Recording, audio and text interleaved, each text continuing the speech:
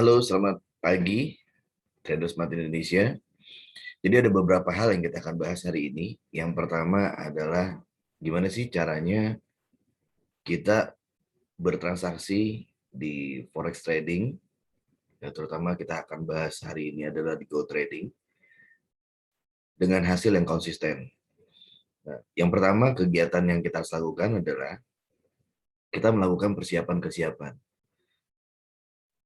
Kita lihat terlebih dahulu analisa fundamentalnya. Nah, fundamental sendiri kita bisa lihat di sini ada investing.com, Daily FX, atau mungkin di CNBC Indonesia. Kita bisa lihat dari sana. Kira-kira fundamental apa yang berimpact terhadap pergerakan market. Nah, kalau kita lihat di sini di investing.com, ya, ini ada bintang. Jadi ada bintang 1, bintangnya 2 dan 3. Nah, kalau bintang 1 berarti dia low impact, 2 medium impact, kemudian kalau bintang 3 dia high impact. Nah, kalau kita lihat hari ini tanggal 30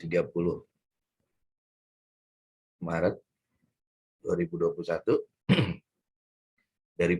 dari jam pagi sampai dengan jam Eropa, itu tidak ada high impact, hanya ada medium impact, yaitu di pagi tadi ya, sudah kita lewati jam 4.45, New Zealand sama Japanese Yen. Kemudian nanti siang jam 2 itu ada di Swiss franc, kemudian di euro. Kita lihat di sini indikator utama KOF. Kita bisa lihat di sini, tapi ini tidak high impact ya.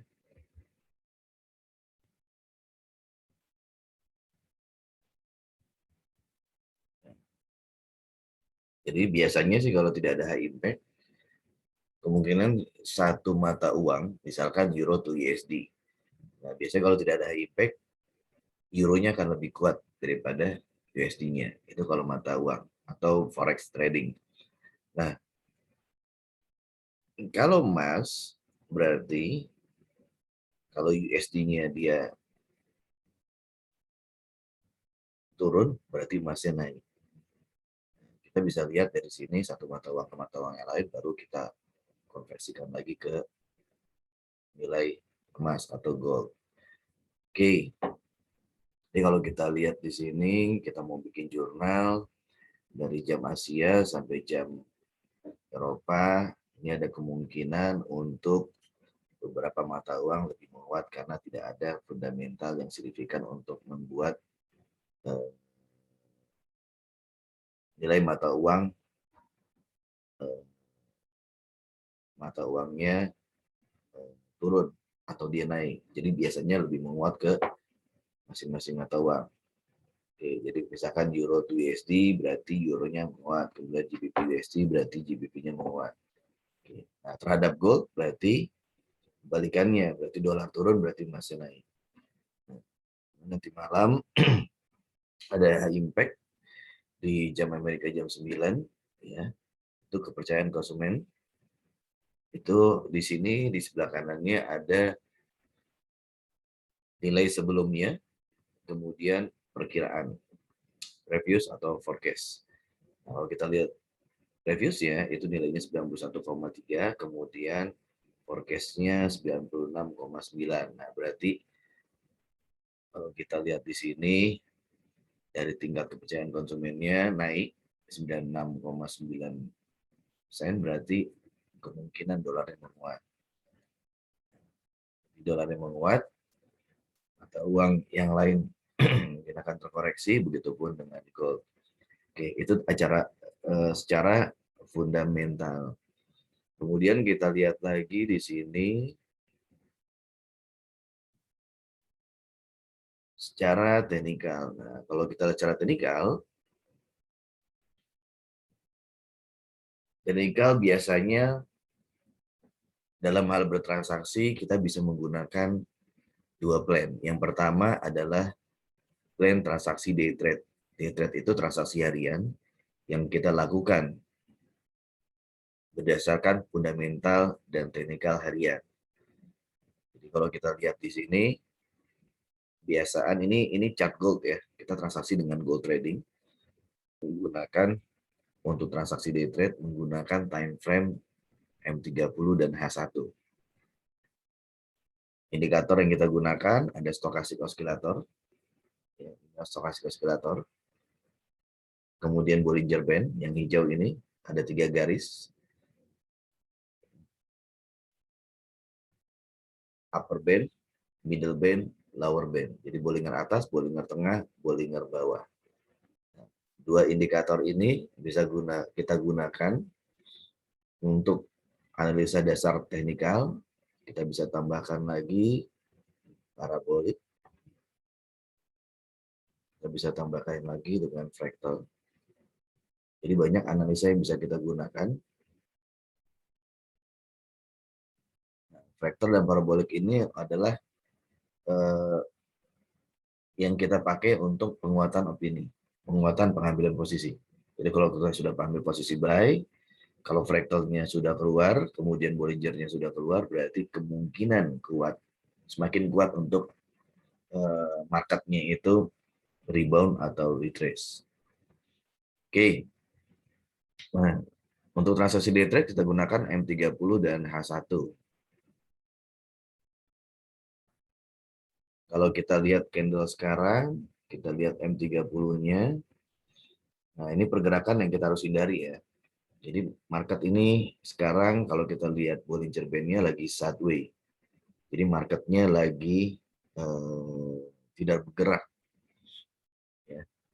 Jadi dia sideways. Nah, hal seperti ini kita harus hindari. Makanya kita bisa lihat pergerakan yang candle lebih lama lagi. Kita lihat H1.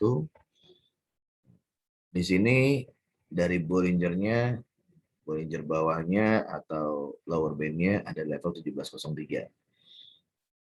Kemudian 1731.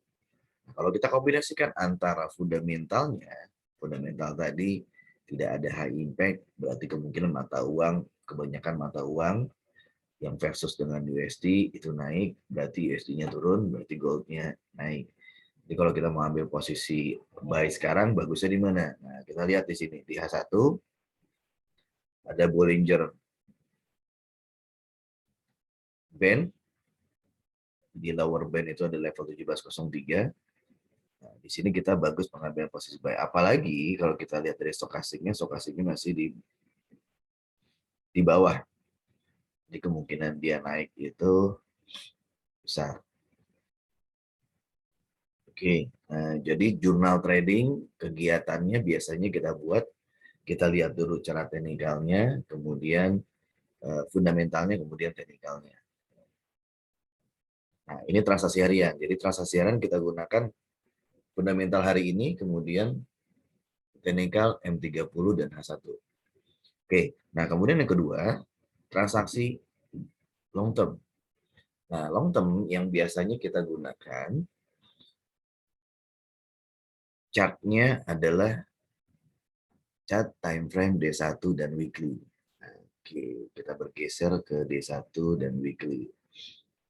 Nah, cara long termnya, ini market kalau kita lihat kondisi dari stokastik oscillatornya masih bergerak turun. Kemudian Bollinger bawahnya ini ada level 1690.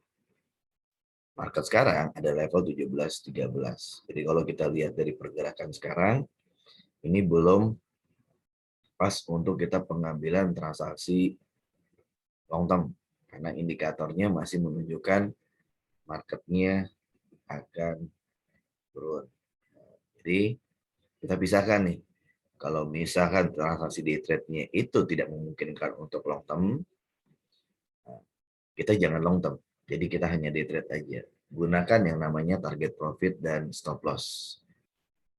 Disiplin dengan hal itu. Kalau misalkan kita mau geser transaksi long term, boleh, asalkan peluang untuk transaksi long term-nya sudah terbentuk, yaitu di D1 atau weekly. Kita lihat weekly ya. Weekly-nya juga sama, ya. Masih ada peluang untuk dia turun sampai dengan level 1682. Oke, jadi hari ini kita bisa ambil posisi buy new di level 1703, transaksi day trade. Peluangnya untuk likuidasinya kita bisa tarik garis di M5. Ya, jadi dari H1 kita ambil posisi, biasanya kita ambil likuidasi, kita mundurkan ke time frame M30, M15, M5 atau M1. Dengan biasanya kita mempunyai target profit dan stop loss di berapa. Itu yang kita harus buat. Oke, saya rasa itu hari ini mudah-mudahan bermanfaat untuk pengambilan posisi sekarang.